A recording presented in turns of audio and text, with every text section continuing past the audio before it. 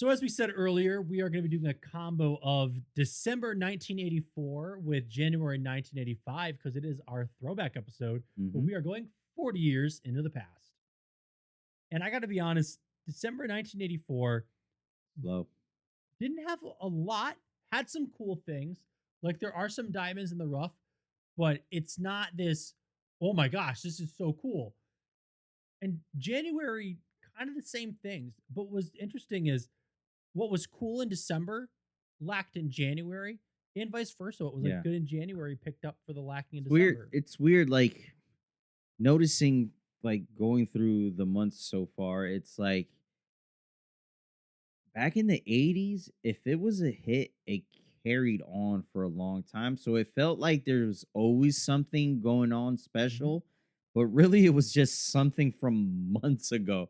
mhm. So yeah, it's one of those things. It's weird. I think one of the things that I'm also appreciating with this series, as we're going through it, like nowadays, it's like every single week there's something interesting happening in the media, Yeah. whether it's a TV show, a movie, a series, a book, and it's so heavily just forced down our throats Yeah. where we're kind of seeing that there We're were we're periods a of lulls. society.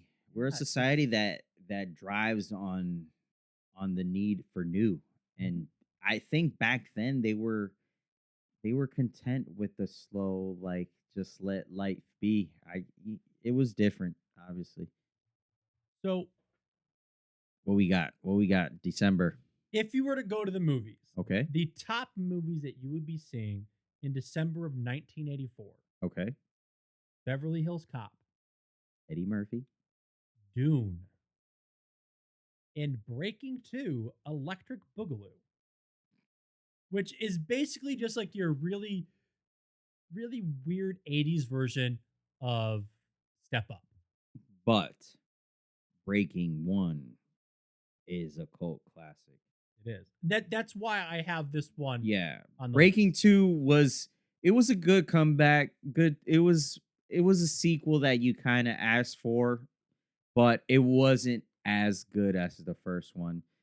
And let's be real, the because of the cult classic of Breaking One Mm-hmm. and the ongoing of Breaking Two, those who grew up on that movie Mm-hmm. that then became dancers and actors is what led to us getting Step Step Up. Up and yeah, yeah. But Beverly Hills Cop, Eddie Murphy, great movie. If you haven't watched it, and this guy hasn't I watched knew you were gonna hate that. this guy hasn't watched anything. But Listen, this movie's almost 10 years older than I am. okay, but it's Eddie Murphy, bro. If you like Eddie Murphy, you gotta watch his earlier stuff because that was like Mhm. golden Eddie Murphy. But Dune, um, weird movie. Weird the original Dune, not the new ones, because the new ones are great. The original Dune, a little weird, but So I also I haven't seen Dune either. yes. Um, I watched a bit of the first one, Hmm. or the new rebooted first Yes. one, and I couldn't get into it. I was also in the middle of like working on stuff, so I just couldn't get invested in it. It's an epic world. I think you really need to sit down and watch the remake, the new one. It's very good. Mhm. Timothy is great. Zendaya is So great. it checks all my boxes. It's Yeah. right up like my alley. I just I really just need to sit down and watch it. Yeah. I have no negative opinions on it. Yeah. I just my thought was if I liked the new rebooted one, I would go back and watch the old Yeah. one. And that's kind of what I wanted to do with Willow as well. I couldn't get into the Willow series. I still haven't watched the old one. Couldn't get into the new Dune. Didn't watch the old Dune. Knowing you, I'm gonna say you're not going to like Odune. Um, again, it's weird. Isn't it also just a long ass movie? It's a long ass movie, but it's freaking weird. Um, have you ever watched Blade Runner, the original Blade Runner? Only clips. Okay, so it's kind of in that weird future. It's you're not gonna like it. You will like the new ones. You will not like the original, but you might laugh a crap ton because of the graphics, Mhm. and some of the characters are very, very bad acting that became like really good because it was bad acting. So is it like when I watched Troll, I ended up loving Troll? Yes, Okay. yes, it would be like that. Yes. Okay, so I will put Dune on my watch Yeah. list. But yeah, so Beverly Hills Cop, great. Dune, I I've watched it. I think people, unless they're like true lovers of that Dune world, Mhm. it's not for them. So let's go on to TV because honestly, there wasn't any notable movie releases in January either. Hmm. I mean, we just come out of Christmas. We just come out of the whole December season. TV in December, Hmm. Captain Kangaroo, Bye bye. Briar's Place, and Pooh's Corner were all shows to go off the air. Yeah. I think out of the three of them, Captain Kangaroo is like the biggest hit. Yeah. So Captain Kangaroo, it was on 29 a seasons. 29 season Australian show, if I'm not mistaken. I just remember the older gentleman. I can picture him, and it's like Mr. Rogers, right? Like some characters are engraved in your mind, and the gentleman who was Captain Kangaroo is one of those like people that you remember. I don't did, did they ever play Captain Kangaroo in the US? I don't remember. Yeah, so Captain Kangaroo was actually an American children's television Oh, series. it was. Yep. I think it just had like Australian ties. I've only seen a little bit here I and just think there. it was it was a weird like educational kids educational show. I just remember the older guy. I remember him. So what was funny is you mentioned Mr. Rogers. Hmm. Captain Kangaroo was the longest running children's television series Until Mr. Rogers. until Mr. Rogers surpassed it in 1997. So Captain Kangaroo is 29 seasons. Yeah.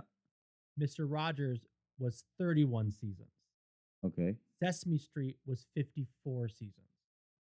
God, Sesame Street. Sesame Street 54. did 4,701 episodes in 54 seasons, while Captain Kangaroo did 6,090 episodes in In 30s. 29 seasons. Yeah, that's crazy. So that wow, we are having a hard time with reading and comprehension tonight. Yeah, I mean, it's It's kind of also like, late. yeah. Let's Jesus, Captain Kangaroo. but instead of talking about the longest running shows, why don't we talk about a brand new show to grace our screen on Saturday morning in January? ThunderCats. Thunder. Thunder. ThunderCats. Whoa! Oh, such a Mm-mm. decent show. I don't know if I can call it a great show. It's a good show. But is it great? It's a great show. A great show? You Could you grew binge watch ThunderCats? you grew up in an era where cartoons were more jokey, playful. That was the era. Nickelodeon, Cartoon Network were when I grew up. Transformers, G.I. Joes, Thundercats, Silverhawks, all the cool. They were more gritty, more like we're trying to save the world type of deal, whereas we got we got later in the 90s, it was about let's be friends, let's go outside and have fun, let's joke around. Yeah, I hear you on that. I I like ThunderCats. ThunderCats, other than Street Sharks, was one of the first toy lines I started Yeah. collecting. I and it's funny. I would actually the only show I Yeah. would watch when I'd be on the treadmill was ThunderCats. It Yeah. was what my thing to work. I had to in order to watch ThunderCats, I had to be on the treadmill. Yeah. Obviously, I stopped enjoying ThunderCats a little bit. Yeah. Um, it's a good show.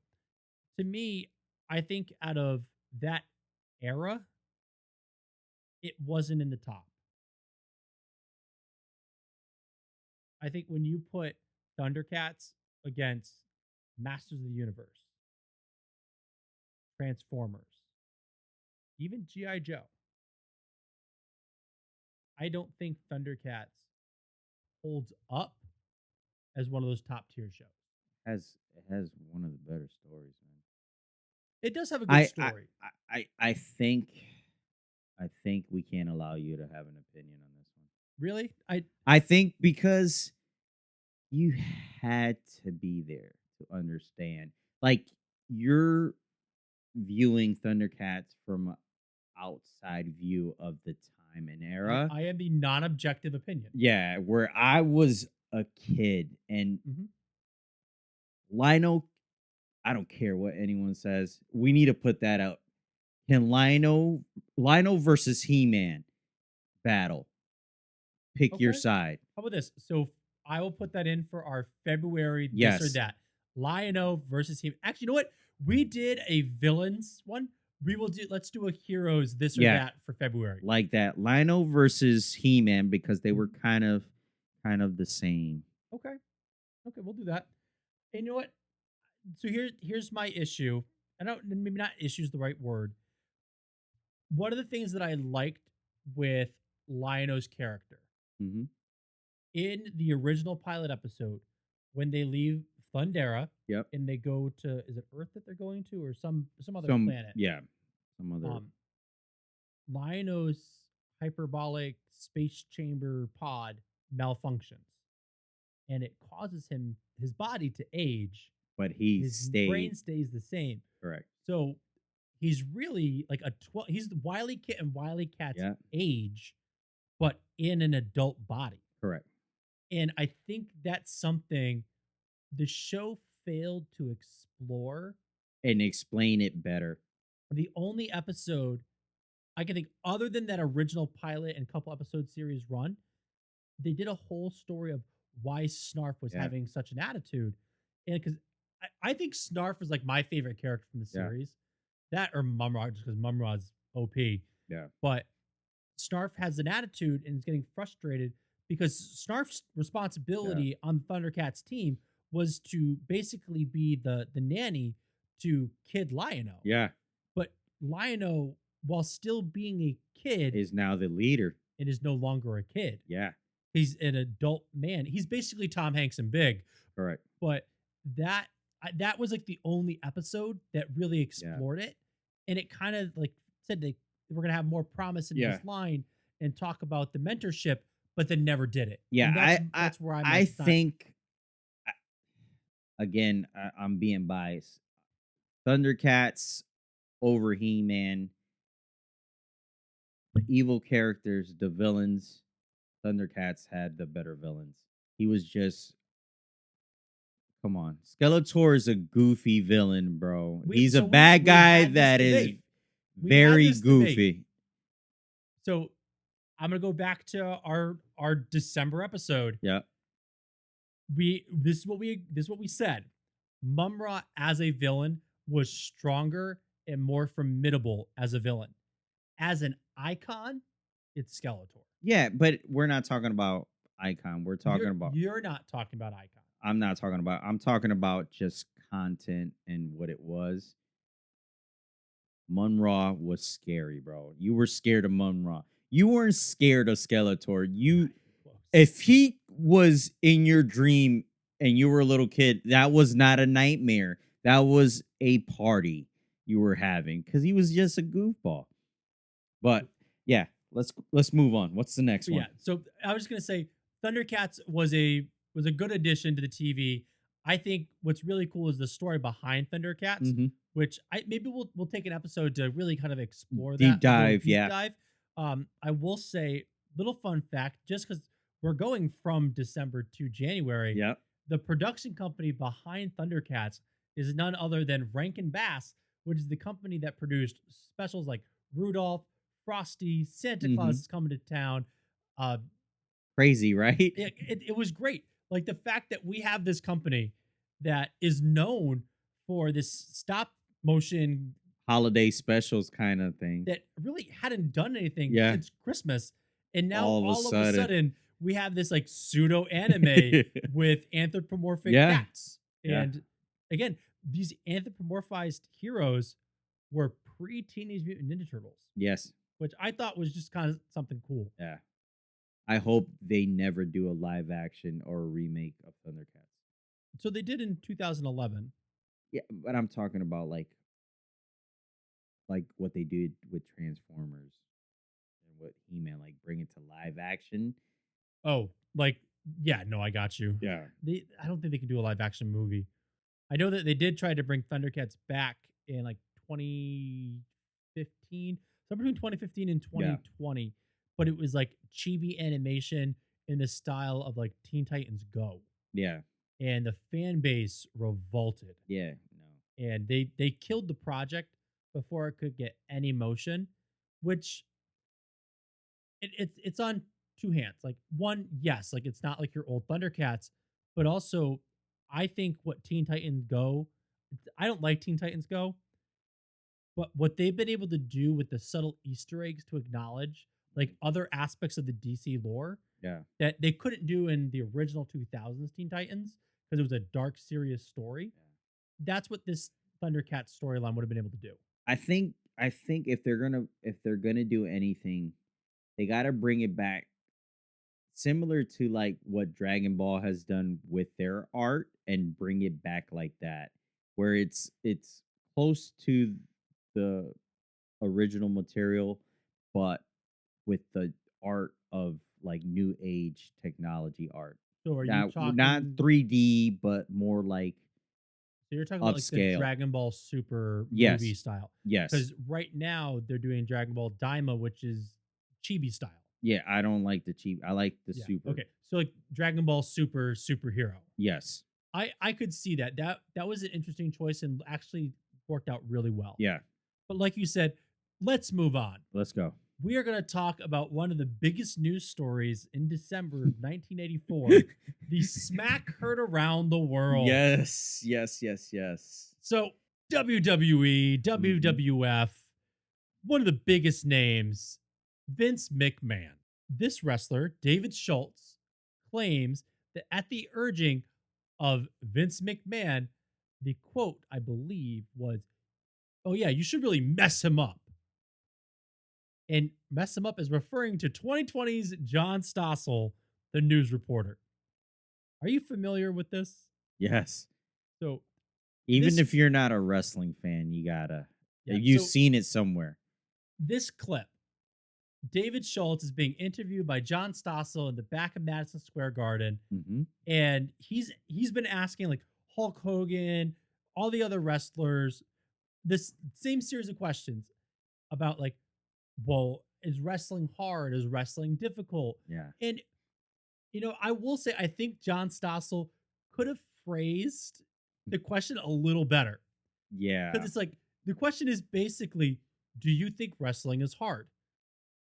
Yes, wrestling is hard. Yeah. If you watch the crazy acrobatics that these performers are doing, Especially at their size too, because these guys, they're very muscular, right? So movement is not their forte when you really think about it. Like the twitchy, like athletic movement when you're lifting weight as much as they are, is not there. But he was phrasing a bunch of questions, asking a bunch of questions. But what triggered Schultz was that he said, I think wrestling's "It's fake. fake," and he said, "Do you think that's fake?" That's an open-handed right hand. That's an open-handed slap. How'd that feel? And then hits him with another one. And man, I dude, that's a big boy that's slapping you around. And I love this. So this ended up going to the New York State Athletic Commission. There was like a lawsuit involving this. And this is what was said to the Athletic Commission. I admit the allegations. I intend the commission to know that I did not intend to hurt John Stossel. I apologize to the commission and to John Stossel. I did not intend to hurt him. Open hand smack to the face, followed up with a second one. Yeah, but it was open hand. It wasn't a fist. But did it still hurt?